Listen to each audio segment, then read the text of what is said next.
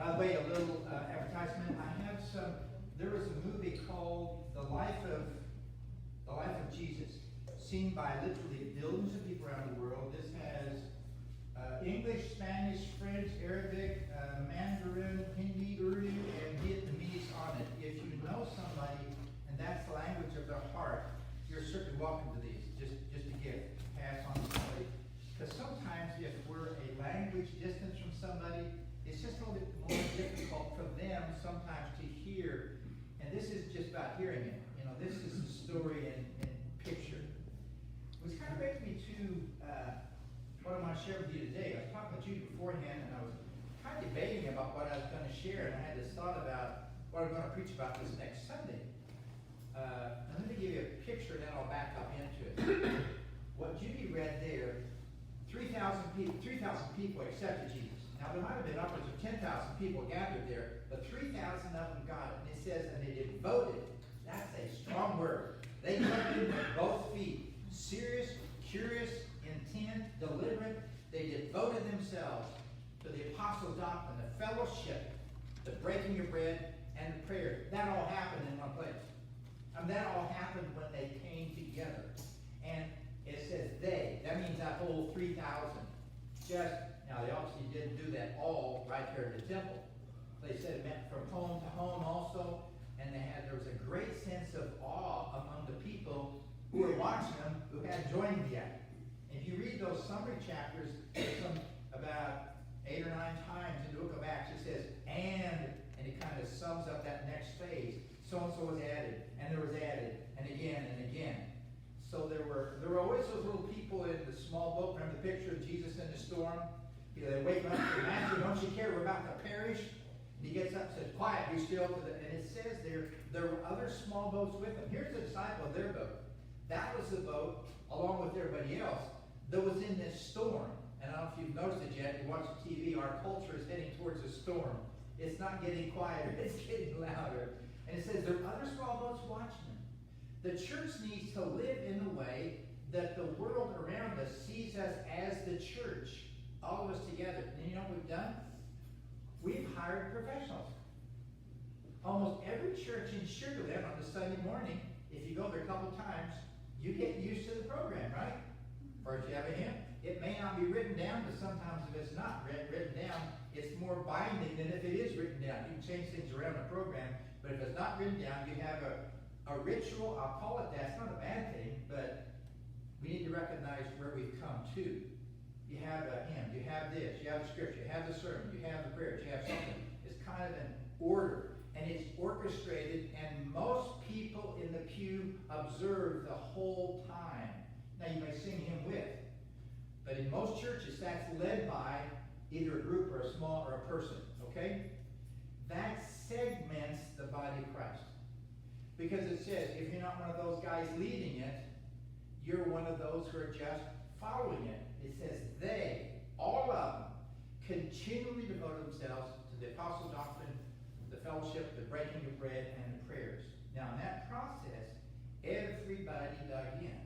Okay? Now, I'm going to back up. I got some notes here ready for this Sunday. I do take notes in case anybody ever wondered. That's just to keep all my thoughts on one page while I'm thinking through it. I have to take note because my mind goes choom, choom, choom. And I have to capture those little sound bits and then kind of wrestle them into a manageable message on Sunday morning. If you look at America, accessibility to a Bible has gone this way. Okay? I think the average American household owns 4.5 Bibles. We are not limited to access. Okay. But if you look at the reading, we're losing people who read the Bible daily, 700 a day. People are not reading the Bible anymore. And there's probably some reason for that. That, by the way, 700 a day, that's by U.S. Gallup poll, and that was back in 1985, and it's going even more so now. When I look at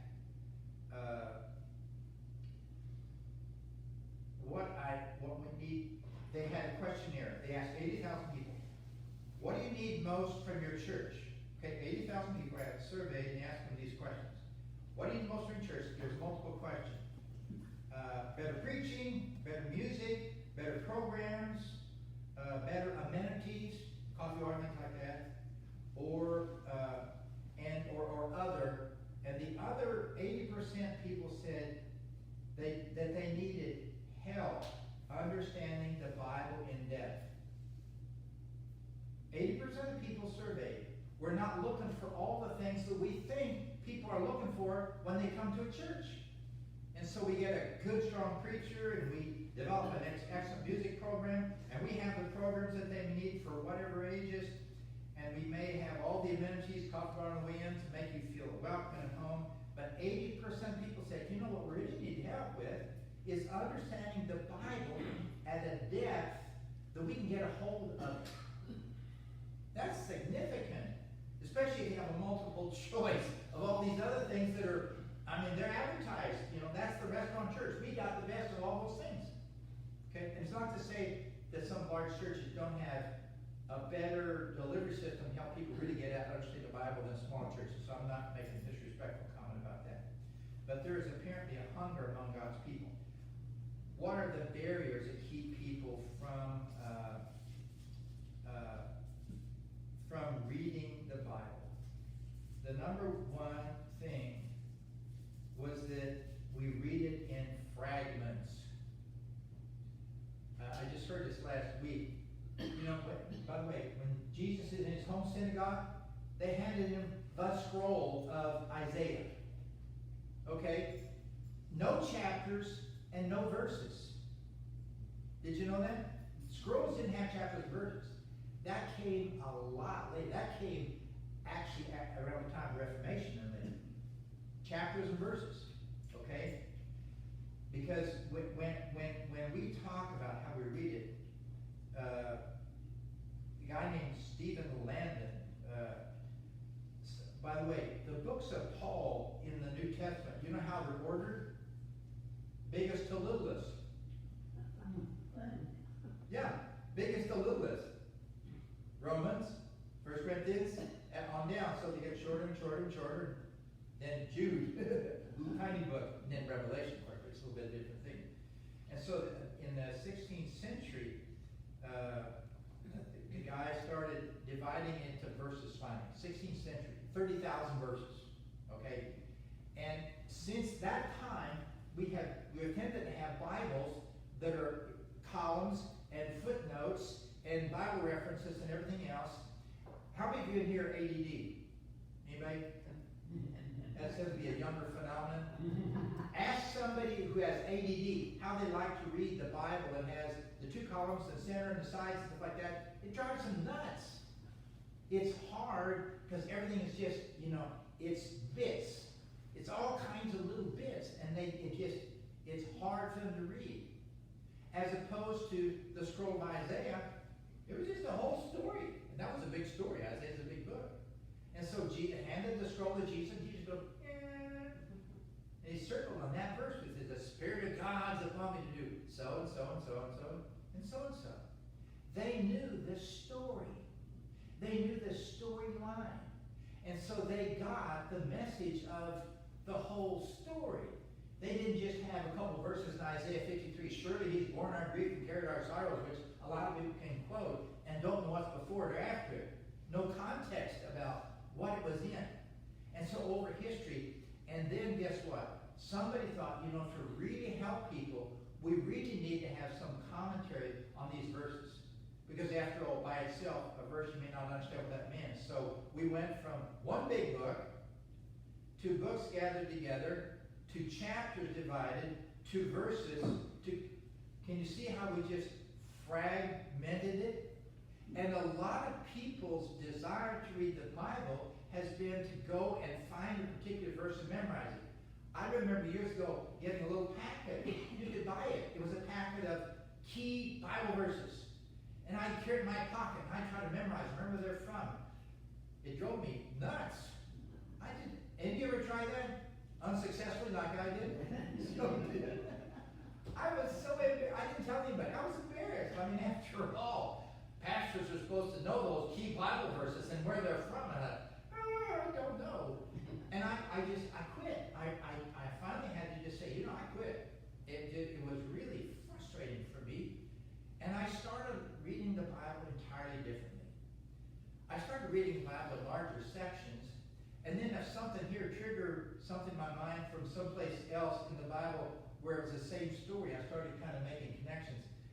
after a while, it's kind of this spider web of the story.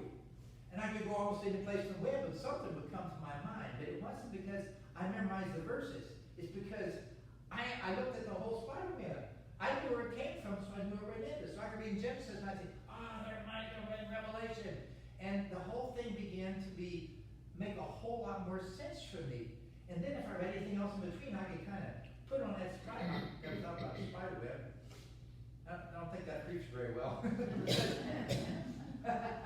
It helped me. I'm thinking about that visual sometime. You know? I better not think about it now. I get off track. The other thing that happened, we segmented the Bible, and the other thing that happened was that we began to read it. We read it without the historical context. So you can go back to Jeremiah 29:11. A lot of people know what Jeremiah 29:11. I know the plans I have for you, plans of welfare, disasters. You might have a future and help me say, praise God, He's got a future for me. That was written to me. You know what that was written to? That was written to the Israelites when they were in timeout called captivity because they disobeyed God. But when they were in captivity and God had them right and they began to repent and say, we really messed up. We're not home. Home is over there and we're over here. God says, you know what? I know the plans I have for you. So if you've been disobedient and you've gotten a fix because of that, and you repent, you realize, Lord, I really messed up and I'm so sorry. God can say to you then, you know what I told my people way back when? Listen to this. I know the plans I have for you. Once I've got a hold of you, and once you stop doing your funny business and you've turned around and you're listening to hear it from me now, I know the plans I have for you, plans of welfare, not of disaster, that you might have a future and a hope. In verse 13, you'll search for me and you'll find me if you search me with all your heart. And then you can go back, if you know the context, and say, okay, yeah, that applies to me. If you want to read it, and you've been messing up, and God's about to send you into timeout, that is not the time that verse applies to you. You may not pass go. You may not be able to read that verse and, as they say, claim it, it's a promise of God to you. No, it wasn't a promise of God to you. The promise of God to you then is, I'm going to be with you on the way to captivity. I'll be with you and I'll bring you back. But I'm not going to bring you back until you get your head around what you did that was wrong. How you walked off from me, disobeyed me, turned your back on me, and now, hey, the lights are out. And when you come to your senses, then I can say to you. So when you read just a verse out of context, we fragment the Bible, you run the risk that you're not reading it in the context. So you're really not hearing what it's saying. You're hearing what it said to somebody else in some other time, in some other context, and you're trying to take that and make it fit what you like it to say now. And I hear sermons preached that are wonderfully sounding, but they're preached to some other crowd, not to me. And if you know the context, you can sort some of those things out. I think there's another way to read the Bible without it helping you develop a solo spirit. In America, we talked to churches last week about loneliness and about how we become so individualistic in our culture. The people are dying because of loneliness. And I have a little, let's go back, here. I have a little quote here from an article. I'll just read it for you. And I'll read it for you for a purpose. I promised it to Judy so I can track when I get done here. It says, in a recent national study, this is by Cigna, okay, the big health provider. Cigna did a U.S. loneliness index. If it holds true, loneliness holds true. About 43% of people feel isolated. Almost half of them would say they are sometimes or always lonely. About 47% of them would say that they don't have meaningful face-to-face interactions with others on a daily basis. Now listen to this one. The younger people would most likely express the greatest struggle in this area.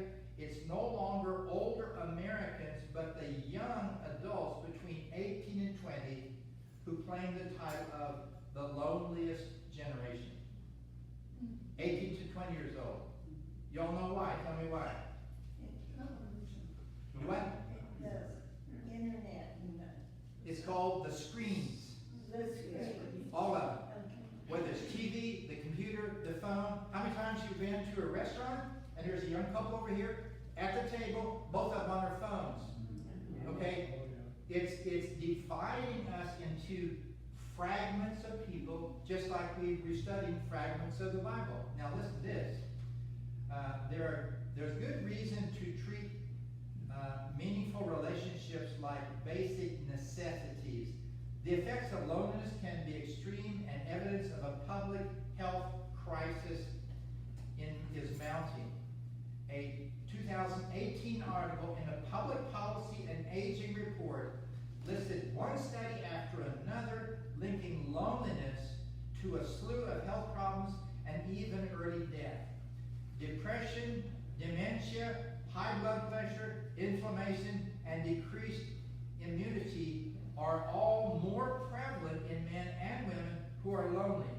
In fact, an analysis of multiple studies involving hundreds of thousands of people, and this is whether you're from a town with one stoplight or the city that never sleeps, New York City, it doesn't matter any ethnic, it doesn't matter any age.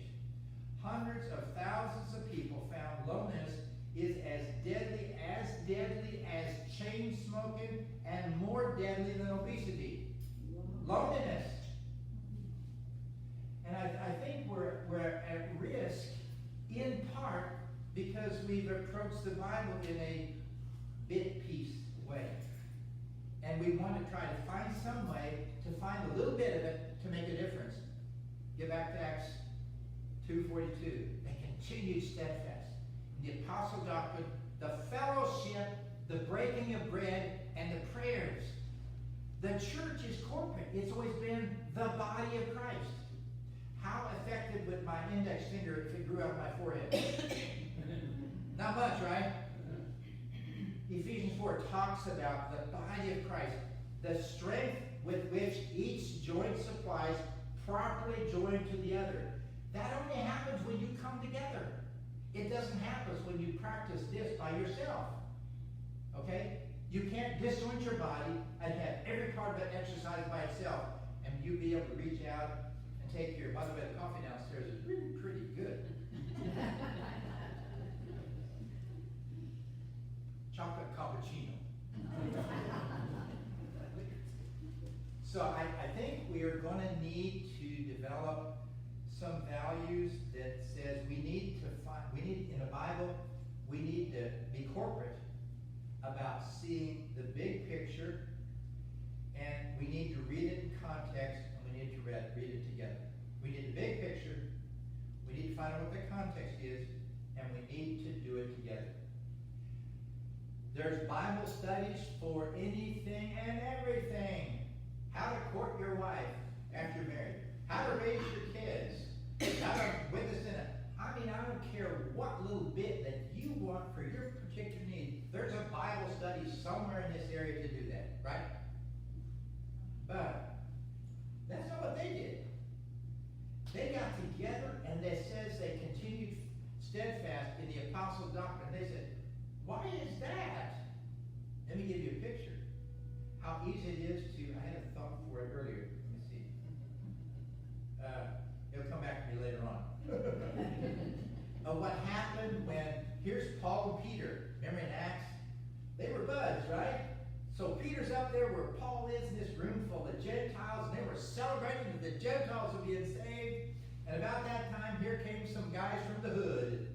It was the guys from Jerusalem, man. They walk in, and they had the yarmulkes, and they were all circumcised and said, hey, here we are. We got some extra used yarmulkes. It's for the guys. We told them they had to have a yarmulke and a circumcision. Somebody bailed out, so we got some good, cheap, used, newly used. And Peter then was going to go over and greet the brothers, so he goes over there, and he kind of walks around the table, and he's smiling, and pretty soon he's sitting down over there. And Paul says, I confronted him publicly. Because Peter was siding with those who came and says, no, to accept the Messiah, you got to accept all the Jewish Old Testament rules about how you live and how you do worship. And Paul says, That's why I put it on the table. I called him to account for it publicly, okay? When Paul did that, it saved what started there. No distinctions. Can you say no distinctions? No distinctions. Except between the pew and the pulpit. That was a joke. Every Sunday we advertise that. We expect the guy up front to know the scriptures, to do this, to know the doctrine, instead of always getting around the table and saying, no, why is that? So don't you know that they got around the table there when Paul confronted that? They had to get down and say, now, okay, why did the rules change? Jesus is the answer. Whatever the question is, Jesus is the answer. A yarmulke and circumcision is not. That's not the answer. That's a product. If you want that, that's fine. That's okay. But Jesus is the answer. And when Jesus was the answer for 3,000 people, they dove in feet first. They jumped in there and they wrestled with it. And I'm afraid that the way we do church that's packaged in an hour is not producing that. And I'm not opposed to an hour church. I'm not opposed to an hour and a half church. As a matter of fact, I'm not opposed to 2 hours of church. Depends on how deep you can tread water, right? And I'm afraid that what we've done Sunday morning, we've not allowed everybody to get in the water. We've kind of ordered. Any of you been to one of those places where they got the big swimming pool, and one lady is on the what do you call it, side of the pool, and she's doing all those things? I thought, yeah, she couldn't do that in the water either. Have you ever seen somebody do it, wearing all those old people out there in the water by just dancing out here? Because she's not in the water. Okay, it's kind of like that pulpit. You can wear people out in the pew, like, all this stuff that you can do freely because you're not restrained like they are, and it's quite an act. I say that because almost every time I go to 24, when I go into the men's restroom, there's the pool out there. Here's this lady at the same time, but I'm going there, and she's not in the water. Of course, she could. I know you couldn't see that up there, but my concern is that in the church we've run the risk of orchestrating the Christian life that's modeled by the man in the pulpit who shaves, has good cologne on, has his tie on. I wear a tie one day a week, whether I like it or not. That's on Sunday. And I'm about to give that one up. I don't know about you, but I look at where we've been, and it's hard to. By the way, how many hours do you think it would take to read through the whole Bible? How many hours do you think it would take to read through the whole Bible? Let me just throw out some numbers. What do you think? 100? Anybody else? 200? I don't know, but I go to Marian Ministries and they go through the Bible. It takes 8 years. 8 years. I tell you what, how many of you are going to commit to the next 8 years of studying the Bible from cover to cover? There have been people that have done it 3 times. I was shocked. Some people have done it 3 times. And Mary's been to Israel too, and so she's supplementing what she knows, and things still growing. He's the closest, 85 hours. We have a chronological Bible from the church, and we do it in a year. Chronological Bible in a year. Okay, at how much a week?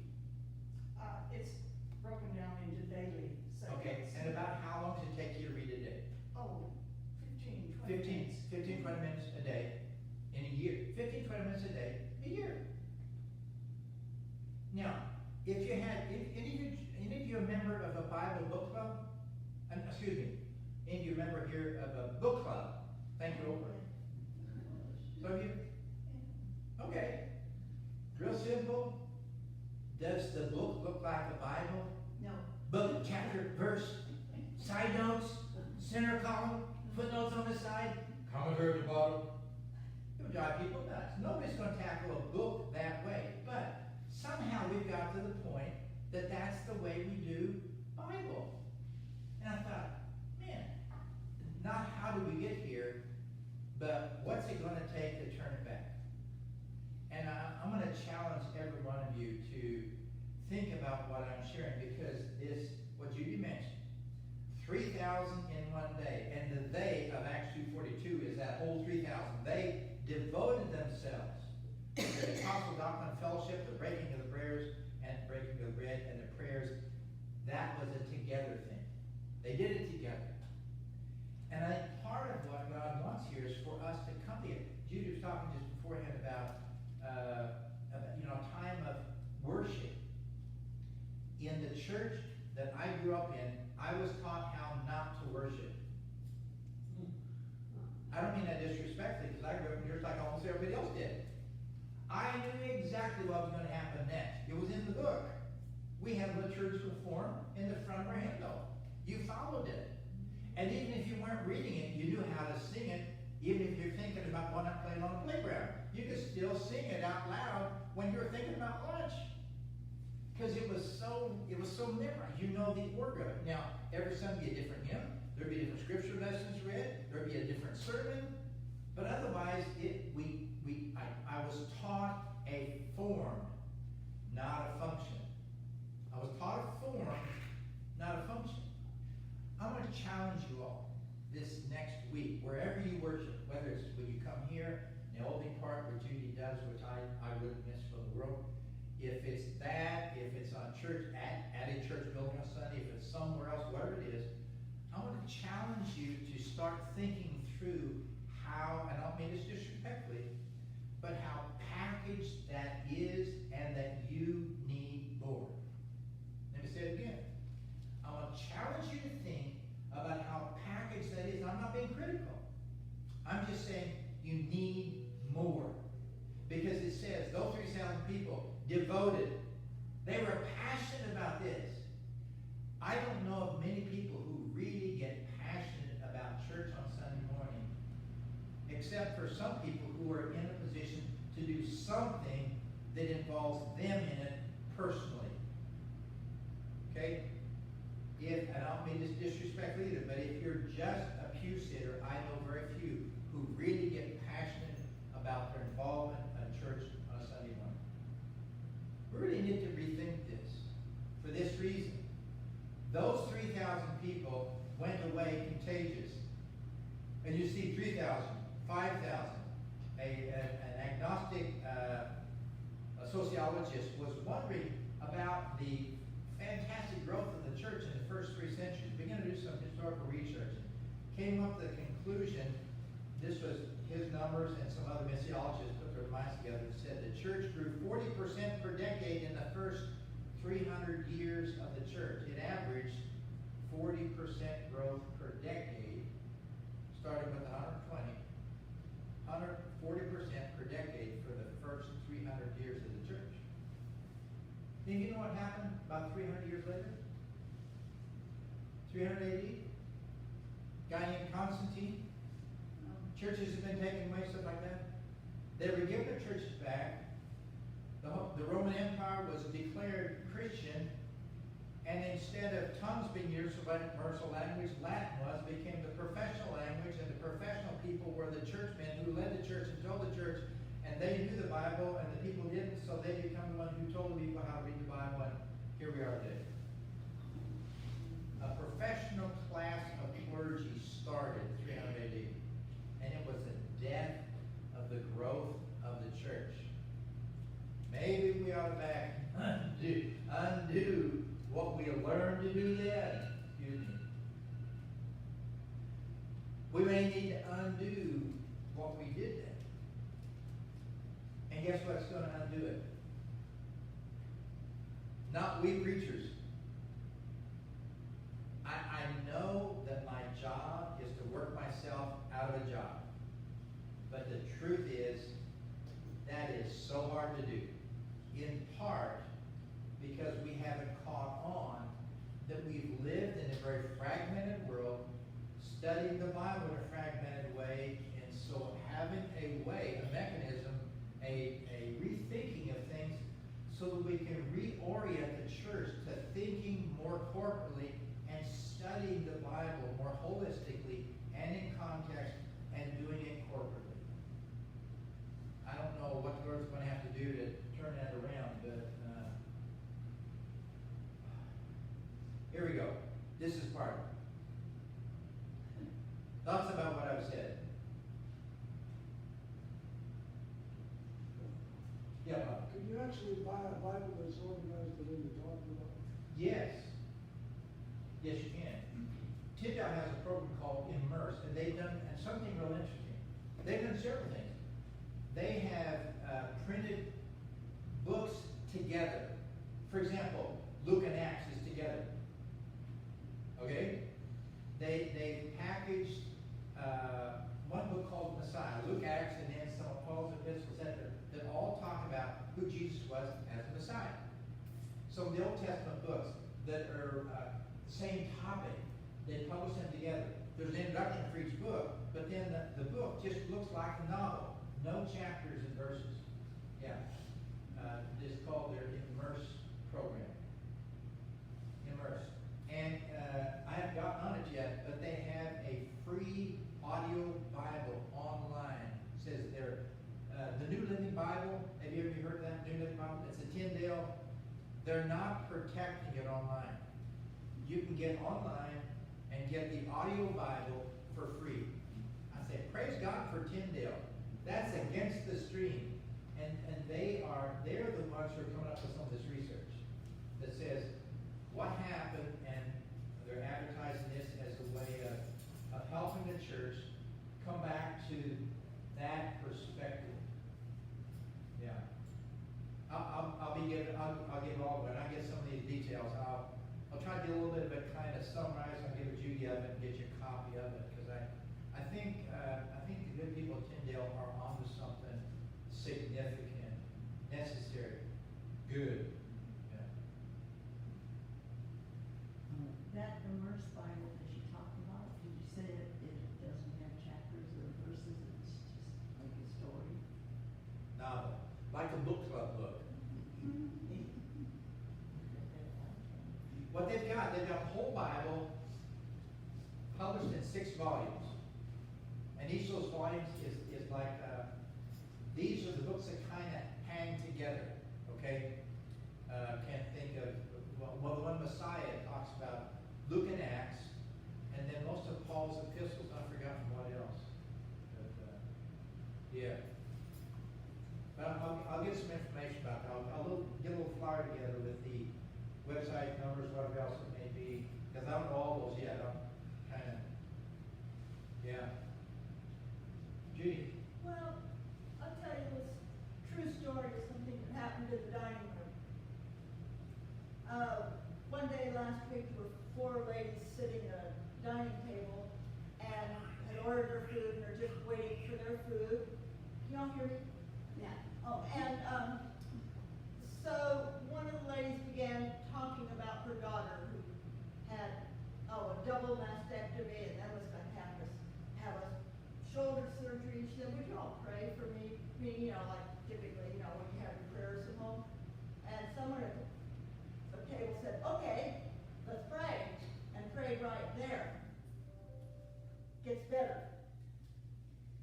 I talked to Lois Heiser the night before her surgery, and she said, a lady I didn't even know was talking to me, and I told her about our surgery, and she just prayed for me right there at the table.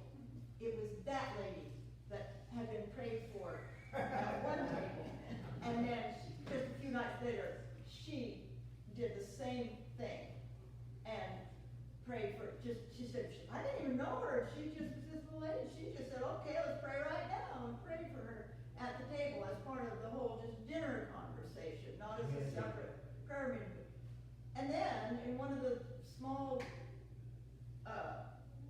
ladies groups that's been meeting, the life groups, there was a lady there that she had just done the same thing this week. She said, I said, why don't we do it right now? We just all held hands and prayed during a meal. I don't know, it was lunch or, so something's breaking out. Yeah. What? That happened to me. I was sick, my son-in-law had been, and one of the ladies at the table said, let's pray for them. We all held hands and prayed. It's breaking out. Break it in, break it out. I was over here at Cheddar's one noon with some of the pastors for lunch, and had a cute little blonde-haired waitress, came to the table, and I said to her, you know, we pray before we eat. How can we pray for you? And she said, okay. I said, well, how do you want us to pray? Then she told us, so she stood there at the table as a waitress, and we prayed with her. And people are much more willing to do. That's Acts 2:42. That's living it in the street wherever you are, because if it's corporate for you and it's good for them, why not connect? Amen? Amen. Yeah. Well, let me pray for us. Can I do that? Father, I ask this week, wherever we gather, with whomever we gather, I ask that you show us that we are the church, and we are to be corporate. We're to connect with you in such a way that wherever we are, you can connect with us, others that you've already prepared to receive us. And I pray it, Father, in Jesus' name. Amen.